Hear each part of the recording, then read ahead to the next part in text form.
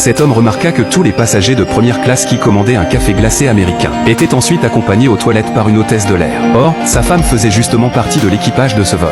Mais comme l'homme portait un masque, elle ne le reconnut pas. Elle le servit avec patience, lui demanda même ce qu'il souhaitait boire. En voyant ses passagers entrer un à un dans les toilettes, ses soupçons grandirent. Il décida alors de commander lui aussi un café glacé américain. À ce moment-là, un passager ayant commandé un café glacé appela la femme de l'homme. Celle-ci l'accompagna ensuite aux toilettes.